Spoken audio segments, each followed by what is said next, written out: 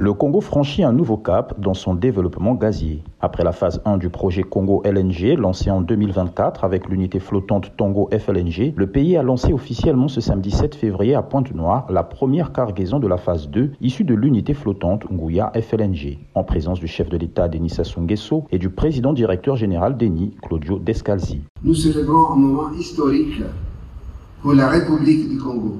Avec la première cargaison du projet Congo GNL Nguya, le pays entre définitivement dans le cercle des plus importants exportateurs du gaz du continent africain. Avec la mise en service d'Nguya, la capacité d'exportation de GNL du Congo atteint 4,5 milliards de mètres cubes par an, renforçant ainsi le rôle du pays sur la scène énergétique internationale. Les technologies de pointe intégrées à Nguya ont permis des délais d'exécution et de mise en service particulièrement rapides. De la décision finale d'investissement à la mise en service, moins de 3 années se sont écoulées, alors que la moyenne de l'industrie dépasse habituellement 5 ans. Quand on s'engage, on le fait en toute sécurité.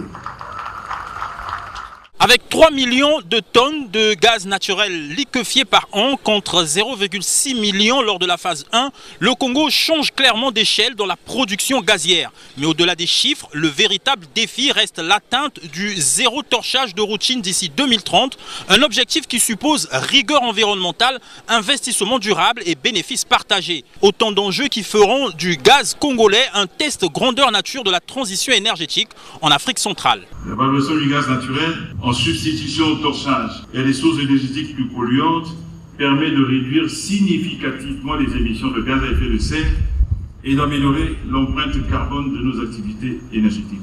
Elle inscrit la République du Congo dans une trajectoire responsable, durable, conciliant le développement économique, oui c'est possible, et la protection de l'environnement, donc le respect de nos engagements climatiques. Au-delà des exportations, cette stratégie entend transformer le gaz naturel en levier de développement, réduction de l'empreinte carbone, valorisation économique d'une ressource longtemps sous-exploitée et amélioration progressive de l'accès à l'électricité, y compris en dehors des grands centres urbains. Le projet gazier congolais n'a pas commencé avec l'exportation. Il est né au début des années 2000 avec un objectif simple mais essentiel: fournir de l'électricité au pays pour améliorer l'accès à l'énergie, tout en réduisant le torchage. Ensemble, nous avons construit les 2 premières centrales électriques à gaz du pays, les lignes de transmission de Genève vers Pointe-Noire, puis vers Brazzaville. Un système intégré qui garantit aujourd'hui environ 70% de la production électrique nationale. Ces développements ont permis non seulement de soutenir la croissance économique, mais aussi d'accomplir un progrès environnemental majeur. Réduire jusqu'à éliminer le gaz brûlé en torche, un objectif cher au président de la République et pleinement partagé par ENI.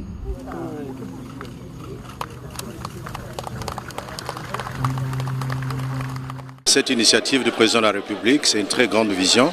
Ça permet de renforcer l'économie du pays et aussi la création d'emplois au niveau économique dans notre territoire, République du Congo.